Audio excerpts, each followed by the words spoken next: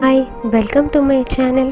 வாங்க இன்றைக்கி பீட்ரூட் வடை இல்லை பீட்ரூட் கோலா உருண்டை எப்படி பண்ணலாம் அப்படிங்கிறது பார்க்கலாம். பீட்ரூட் வடைக்கு தேவையான இன்க்ரீடியன்ட்ஸ் எல்லாத்தையும் நான் டிஸ்கிரிப்ஷனில் கொடுத்துருக்கேன்.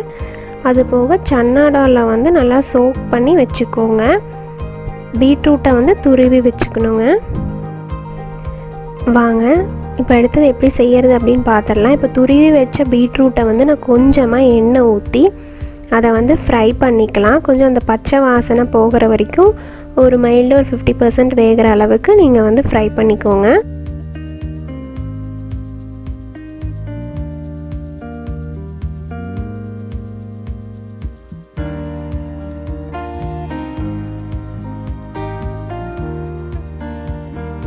இப்போ ஃப்ரை பண்ணுறப்போ நான் ஒரு 1/4 டீஸ்பூன் சால்ட் வந்து சேர்த்திக்கிறேன். அது வந்து பீட்ரூட் சீக்கிரம் வேகிறதுக்காக. இப்போ பாருங்கள், பீட்ரூட் வந்து நல்லா வெந்துருச்சு. இப்போ அதை வந்து நம்ம தனியாக எடுத்து வச்சிடலாம். எடுத்து வச்சுட்டு இப்போ அதே கடாயில் நம்ம கொஞ்சமாக எண்ணெய் ஊற்றிட்டு பட்டை, கிராம்பு, சோம்பு, பொட்டுக்கடல, அப்புறம் பச்சை மிளகா, வரமிளகா எல்லாத்தையும் சேர்த்து நல்லா வணக்கி விட்டுக்கலாம். அதில் வெங்காயம், நம்ம கருவேப்பிலை, அப்புறம் வந்துட்டு பூண்டு எல்லாத்தையுமே போட்டு வணக்கிக்கிறோம்.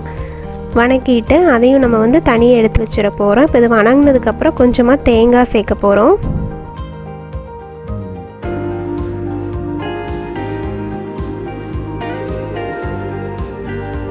இப்போ நம்ம தேங்காய் சேர்த்தாச்சு. சேர்த்ததுக்கப்புறம் அதையும் நல்லா வணக்கி விட்டுக்கோங்க.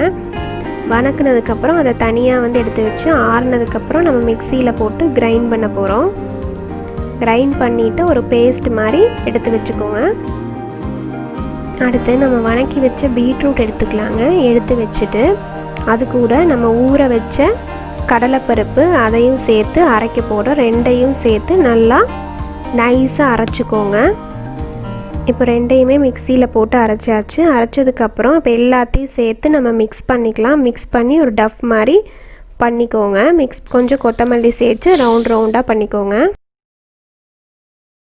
நம்ம தேவையான அளவு எண்ணெய் ஊற்றிட்டு இப்போ இது எல்லா கோலா உருண்டையும் நம்ம வந்து எண்ணெயில் பொரித்து எடுத்துட்டால் நமக்கு சூப்பராக ஒரு கோலா உருண்டை ரெடி ஆகிடுச்சுங்க. இது வீட்டில் ட்ரை பண்ணி பார்த்துட்டு எப்படி இருக்குது அப்படின்னு சொல்லிட்டு கமெண்ட் பண்ணுங்கள். இந்த சேனல் உங்களுக்கு பிடிச்சிருந்தா லைக் பண்ணுங்கள், ஷேர் பண்ணுங்கள். தேங்க்யூ.